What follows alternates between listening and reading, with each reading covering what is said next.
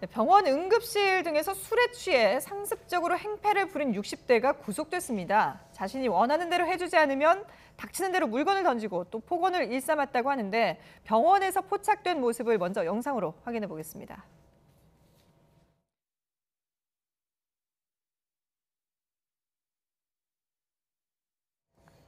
네, 모자를 쓴 남성이 병원 응급실 직원을 끈질기게 쫓아다니면서 실랑이를 벌였습니다. 며칠 뒤에는 다시 찾아와서 이번엔 직원의 얼굴을 향해 쓰레기가 든 비닐봉투를 던지기도 했습니다. 그리고 틈만 나면 이렇게 병원에서 소란을 피워왔다고 하는데 바로 66살 김모 씨였습니다. 그러니까 이렇게 행패를 부리는 게 지금 보면은 뭐 병원 응급실에서뿐만 아니라 뭐 병원 전반적으로 이렇게 찾아와서 여러 가지 행패를 벌였다고 하잖아요. 네, 이 사람 같은 경우는 아마 그 동네에서 그 소위 그 이런 얘기를 하죠. 그 진상이라고. 네. 예, 그런 아주 유명한 사람일 겁니다. 그런데 자기가 고시원에 살고 있는데 지금 그 영상에서 보시는 그 병원뿐만 아니라 네. 근처에 있는 식당, 시장, 그리고 뭐 무슨 병원 가리지 않고 저렇게 그 술만 먹고 오면은 행패를 부리는 그런 상황이 되는 네네. 거죠. 그래서 이제 김밥 재료가 있는 데서 뭐 술잔을 갖다 뿌리고 사람들이 식사를 하고 있는 뒤에서 막 큰 소리 지르고 욕을 하고 이렇게 하기 때문에 이 상인들에게는 이 사람이 그냥 공포 그 자체였다라고 합니다. 예. 그래서 이 상인들은 이 보복이 두려워가지고 이런 여러 가지 피해를 당함에도 불구하고 신고를 제대로 하지 못했고 네. 특히 이제 지난 그 한 달 동안 난동을 부려가지고 수면 위로 올라온 것만 20차례라니까 거의 뭐 토요일, 일요일 날 좀 쉬고 조금 힘만 나면은 온 동네를 다 휘젓고 다닌 것이 아닌가라고 했는데 결국 이제 경찰들이 설득을 해가지고 네.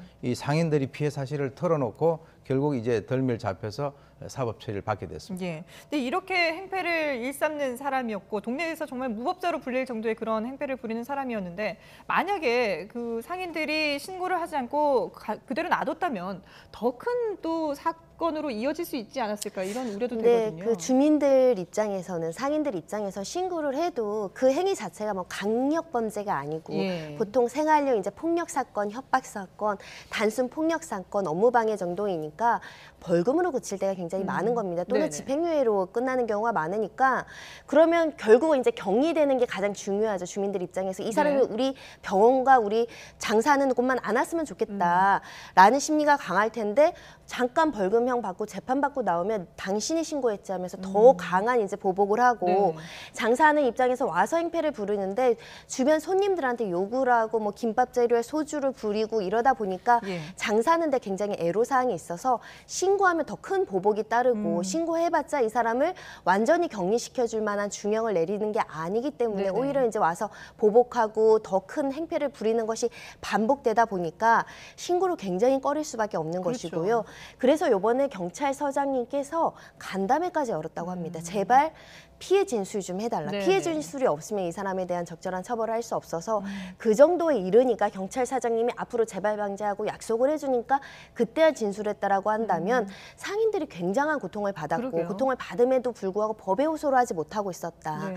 그런 법에 호소하지 못할 정도로 우리가 공권력이 너무 이 약자들, 우리 피해를 입은 상인들에 대한 보호가 좀 미약했다. 이런 측면을 좀 봐야 될 것 같고요. 예. 그래도 이번 사건에서는 경찰서장까지 나서서 직접 피해자들과 면담을 해서 이제 용기를 준 부분에 예. 있어서는 이 생활 조폭이라고 하거든요. 생활 주치 폭력자들에 대한 강력한 대응이 조금 효과를 발휘했다고 보이는데 네.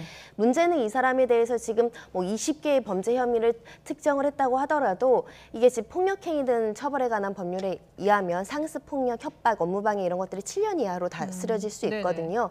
그럼 실형으로 한 2, 3년 살고 나온다고 하면 3년 있다가 또 이 동네로 와서 똑같은 행패를 부리고 그때 피해 진술을 했던 사람들에 대해서 또 보복할 여지가 있지 않겠습니까? 예. 가장 중요한 것은 피해 진술한 상인들에 대한 익명성, 네. 신변보호, 그 익명성을 보장해 주는 것과요. 그리고 현재는 법률적인 근거가 없는데 이런 사람들한테 피해자들이 가장 중요하게 요구하는 것은 접근 금지 시켜달라. 그러니까 우리 동네에서 살지 못하게 해달라는 네네. 거예요. 현재는 그런 제도가 없거든요. 예. 그러니까 이사를 권고하거나 이 다수의 피해자가 뭉쳐있는 이곳에는 뭐 100m 이상, 2km 이내 거주하지 말 것, 이런 것들은 이제 조금 부과할 수 있는 처분이 있다라고 한다면 조금 더 안심하고 그 고소에 이르지 않을까라는 생각을 해봅니다. 예, 일단 뭐 경찰 관계자가 확인된 범행을 끝까지 추적해서 엄정하게 처벌하겠다라고 밝혔기 때문에 앞으로 어떻게 진행이 되는지 또 저희가 지켜보도록 하겠습니다. 네, 오늘 얘기는 여기까지 듣도록 하죠. 오윤성 순천향대 경찰행정학과 교수 그리고 손정혜 변호사와 함께했습니다. 잘 들었습니다.